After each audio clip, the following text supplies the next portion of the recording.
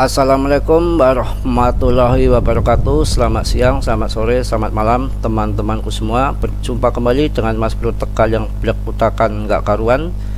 Yang penting Mas Bro di sini akan mengedukasi dengan benar untuk pemula-pemula, yang mana hari ini membahas lain daripada yang lain, yang mana juga ada permintaan untuk membahas pin network ini.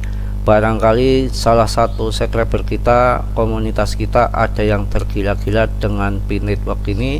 Akan saya babat habis, akan saya kasih edukasi penjelasan sedalam-dalamnya agar kita ngerti di dalam pin network ini, yang mana kita harus berhati-hati. Banyak sekali Ponzi scam internasional yang dibungkus dengan kain wangi seolah-olah barang wangi, tapi ternyata banyak-banyak penipuan. Hati-hati.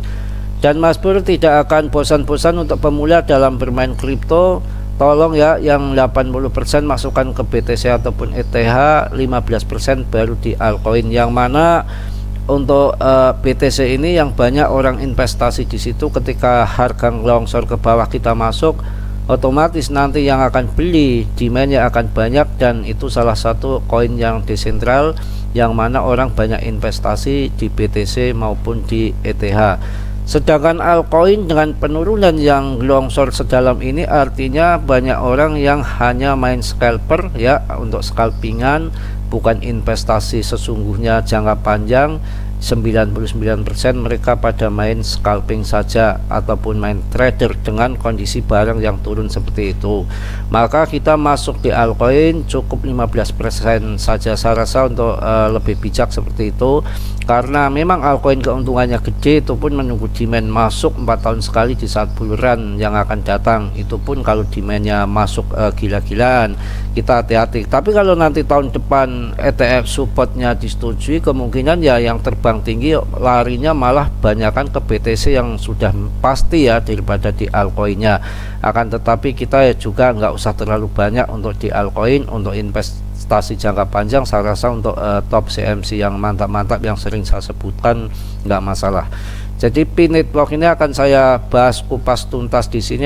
Anda harus hati-hati, apalagi untuk pemula-pemula yang bermain di dunia digital ya, terutama di internet ini harus berhati-hati. Banyak penipuan sekali, yang mana kita itu bermain dengan siluman di sini ya, barang gaib nggak kasat mata, dengan tipu menipu, berita yang muluk-muluk, jutawan-jutawan dengan kondisi ekonomi yang sulit seperti ini, keuangan yang menipis. Otomatis untuk pemula, dikala dikasih tahu berita-berita yang menguntungkan jutawan-jutawan tanpa riset, tanpa belajar, main percaya saja, akan sangat berbahaya sekali. Uangnya nanti akan habis begitu aja, dimakan sama setan ya.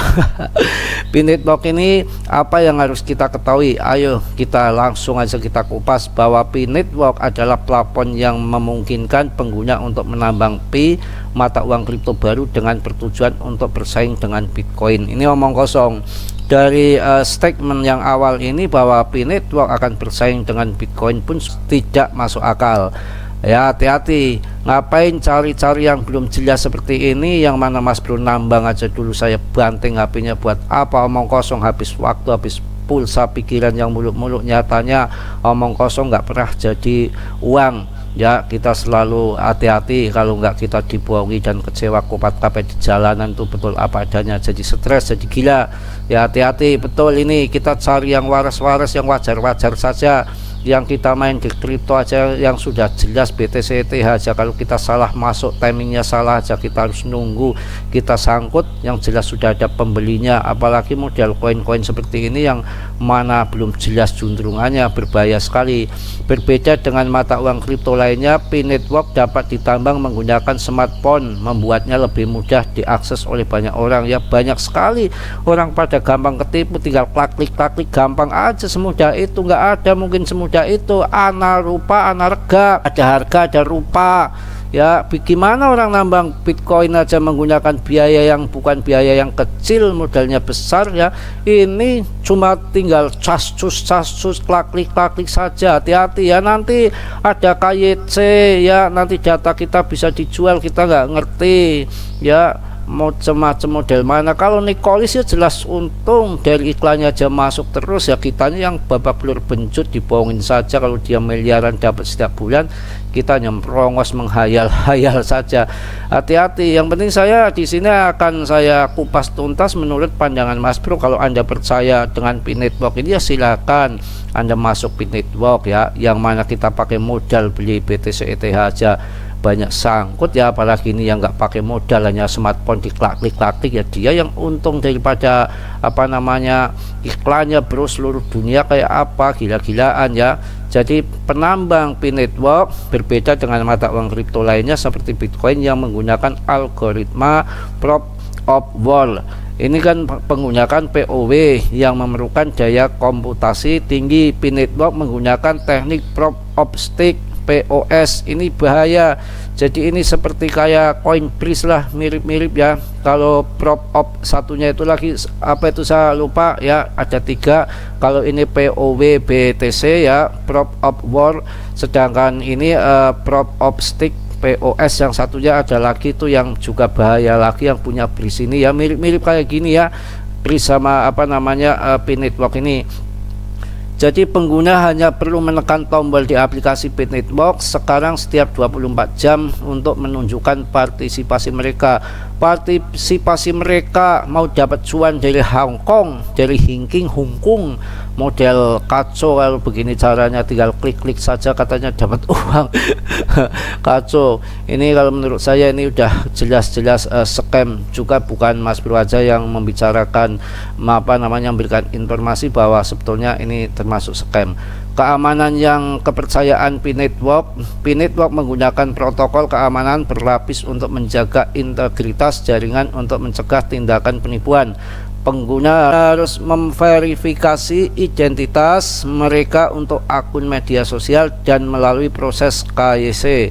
Ini sangat berbahaya, bisa aja data kita dijual yang namanya kita nggak ngerti juntrungannya. Ini P-Network ini kalau menurut saya janganlah, hindari saja. Ngapain model-model seperti ini, tendang aja jauh-jauh, pendem ya. Selama fase pengujian dan pengembangan, P-Network berfungsi sebagai sistem tertutup tanpa nilai pasar langsung untuk koin P yang ditambang. Ya jelas nggak laku, nggak ada pasarannya, ngapain model seperti ini. Namun dengan basis pengguna yang cukup dan keandalan jaringan, project ini bertujuan untuk beralih menjadikan mata uang kripto yang terdesentralisasi dan berfungsi penuh. Alah, omong kosong ya, omong kosong. Yang percaya silahkan. Kalau saya amit-amit jauh-jauh dari model penipuan seperti ini dengan gaya baru. P-Network memiliki 4 jenis pengguna: pioner, kontributor, ambasador, dan nodes. Pada 5 Januari 2023 ada lebih dari 35 juta pioner yang menambang P. Mantap, Nicholas nih, kaya, ditambang klik tiap hari, apa nggak ada nilainya juga percuma. Apa nilai dari P ini ya? Pada 6 April 2023 P belum memiliki nilai dan belum dapat diperdagangkan di bursa manapun. Namun pada 29 Desember 2022 Bursa Kripto Hobi Global mengumumkan daftar P. Harga P melonjak 461,3% dalam 24 jam setelah pengumuman tersebut. Meskipun demikian, P-Network memperingatkan terhadap daftar token mereka di Hobi dan bursa lainnya, menyatakan bahwa mereka belum mengotorisasi daftar bursa apapun pada 29 Desember 2022. Artinya apa? Berkutakan acak kadut nggak karuan. Nah ini mungkin penipu-penipu, penumpang gelap dengan koin yang satunya atau komunitas yang satunya, kita nggak ngerti. Di Hobi tiba-tiba nongol, nggak taunya dari Nicholas ya, tidak ada P-Network diperdagangkan di bursa manapun. Ini jelas kan kacau balau, berkutakan sontol kenyot. Kalau menurut saya yang seperti ini ya kita jauh-jauh lah, hindari ya. Saya rasa jadi Anda nanti menghayal yang enggak stres edan ya, jadi kupat-kapet di jalanan nggak pakai baju, bahaya bagaimana. Ini yang saya katakan, kita untuk orang-orang baru harus berhati-hati dalam berinvestasi di dunia siluman, di dunia nggak kasat nyata, di dunia gaib maksudnya ya. Banyak sekali yang mana kita kalau nggak paham, nggak mengerti, nggak mendalami, terutama untuk pemula, banyak yang kena uang kita ya, kita ditipu pikiran, tenaga maupun apapun. Yang ini aja dengan hanya klik katanya nanti jadi miliaran. 1 P dari Hong Kong yang kita beli BTC aja jutaan, belum tentu kita cuan kalau kita salah timing masuk, apalagi ini yang nggak modal ya. Kacau balau menurut saya ini ya. Kesimpulannya akan saya kasih tahu, meskipun P-Network menawarkan pendekatan inovatif dalam dunia mata uang kripto, masa depannya masih belum pasti, belum jelas, masih kacau, masih berbohong, kacau balau, berkudakan, sontol kenyot. Yang modal seperti ini Anda mau masuk, mau kerja paksa tanpa gaji, diambil iklannya, datanya untuk hidup kita, untuk jadi halu penghayal. Alah, modal apa yang seperti ini, buang-buang waktu ya. Sementara beberapa melihat potensi besar dalam proyek ini, lainnya memandang dengan skeptis. Seperti investasi kripto lainnya, selalu penting untuk melakukan penelitian sendiri dan berinvestasi dengan bijak. Jangan asal main-main dengan Bitcoin ataupun koin-koin kripto yang lain pun. Saya rasa untuk hati-hati, banyak penipuan sekali. Udah saya jelaskan dengan gamblang mengenai P-Network ini. Saya rasa ini salah satu Ponzi scam ya. Jadi kita nggak usah perlu hiraukan untuk masalah koin-koin seperti ini. Mungkin sudah cukup jelas ya, sudah cukup paham Mas Bro. Hari ini nggak bercanda, kan edukasi yang betul. Gambarnya nanti belakangan ya. Ini hari Minggu nggak sempat bikin video, nanti mukanya yang keluar nggak orang, monyet bagaimana. Ya, itu aja cukup ya. Yang positifnya Anda ambil, yang buruknya Anda tendang, terserah Anda. Mas Bro manusia biasa seperti Anda, tentu banyak salah, banyak dosa, itu pasti, dan tidak sempurna. Yang sempurna itu hanya milik Allah Subhanahu wa Ta'ala ya. Salam Mas Bro dari Tegal. Wassalamualaikum warahmatullahi wabarakatuh.